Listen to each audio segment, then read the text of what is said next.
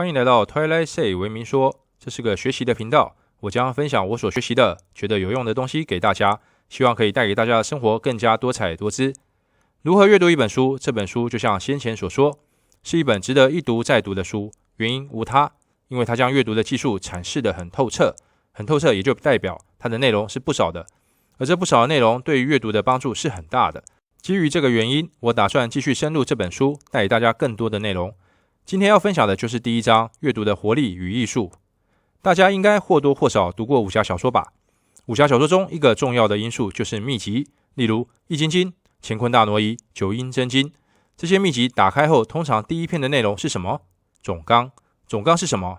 总纲就是开宗明义告诉读者这本秘籍在说什么，重点是什么，以及如何去阅读它。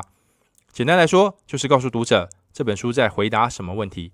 若是他要回答的问题是你想要解答的，那这本书就是你要的。如何阅读一本书的第一章就是这本书的总纲。第一章分为4部分：一、主动的阅读；二、阅读的目标，为获得资讯而读，以及为求得理解而读；三、阅读就是学习，指导型的学习以及自我发现型的学习之间的差异；四、老师的出席与缺席。接下来我们来细细分享这总纲第一章的内容。首先，作者谈到一个问题：身处现代的我们，手边有太多可以获得资讯的渠道，手机、电脑、电视、报章杂志等。虽然获得资讯的来源变多了，而且越来越及时，但若是静下来沉淀思考，问自己一个问题：我对事物的理解力有因为这么多的资讯而提升了吗？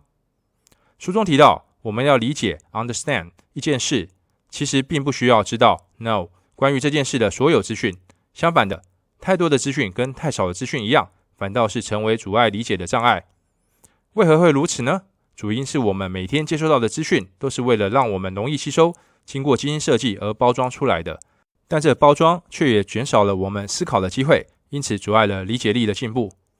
这就像是吃精致料理一样，特别像是素食，都是经过多道工序处理，让食材成为容易入口与消化的状态，但吃多了反倒让我们吸收不到原生食材该有的效果，如纤维。这就让我们容易因为太好吸收而造成肥胖或便秘。一、主动的阅读。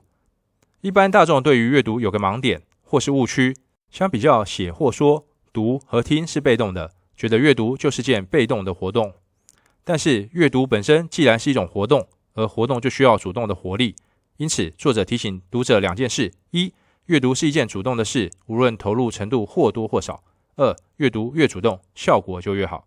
在这里，作者以棒球做比喻，投手或打击手负责发送的工作，而捕手或外野手负责接收，中间传递的就是球。阅读就像棒球，作者就是投手或打击手，发起球的运动，球就是书或文章内容，而读者就是捕手或外野手，需要把球好好接住。特别是捕手，面对投手各样的球路，捕手要运用许多技巧，并累积经验，才能把每种球路好好接住。因此，读者要把一本书好好接住，就必须掌握许多主动的技巧，并累积丰富的阅读经验。阅读和棒球的差别只在于，球只有接住或没接住，而阅读却可以因为技巧和经验的不同，对同一本书有不同程度的收获。二、阅读的目标，为获得资讯而读，以及为求得理解而读。阅读有不同的目标，主要分为3类：一、获得资讯；二、求得理解；三、娱乐。为着不同的目标，阅读对读者所要求的主动程度就不同，按主动程度从高到低排序：理解、资讯、娱乐。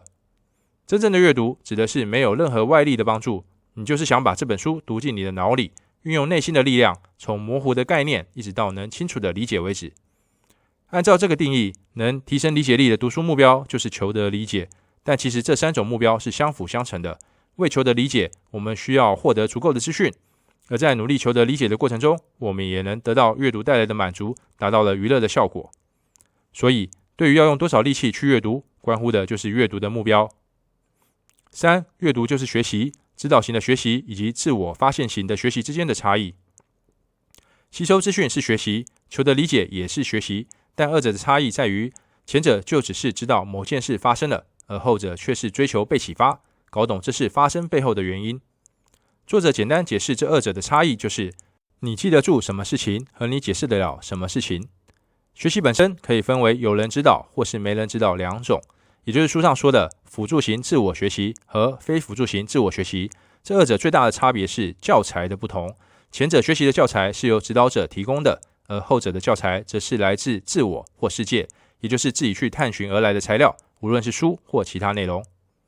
大部分的我们离了学校之后，若是想再进一步学习，所采用的方式就是非辅助型的自我学习，自己发现问题，自己找寻资讯，自己分析材料，自己运用所得，再总结回馈，最后掌握所学。4. 老师的出席与缺席。第一章的最后谈到老师的出席与否对学习的影响。一位活生生的老师在你面前，有问题时，我们可以直接问老师，从老师身上获得解答，但老师缺席的情况下，我们的学习方式就不同了。我们除了提出问题，还必须有能力从书本中找寻答案，并且整理与分析所找到的资讯，总结出自己的解答。没有老师的情况下，如何评估我们的学习效果？关键就在于我们主动阅读的投入程度有多少了。身为一个现代人，面对的工作或生活中有许多的问题，而为了解决这些问题，我们需要掌握主动学习的能力，也就是非辅助型自我学习的能力。因为每个人面对的问题不一样，需要的教材也不一样，无法像在学校里的学习，由老师提供制式的教材，解决同样或类似的问题。所以，阅读技术的提升是身为现代人的我们一个必须的过程，除非我们的生活环境没有任何问题。总结一下今天的内容： 1. 阅读不是被动的事，是件主动的事，越主动，收获就越多。2. 阅读的投入程度取决于阅读的目标，最轻松的就是娱乐，最难的就是求得理解，但在求得理解的过程中，可以获得资讯，也能得到娱乐的效果。3. 阅读本身就是学习，离了老师后的学习效果在于主动阅读的投入程度。离了学校的我们，若是想再学习，就必须掌握主动阅读的技术。以上是今天分享的内容，希望对大家有所帮助。谢谢大家的观看，欢迎按赞、订阅、分享及打开小铃铛。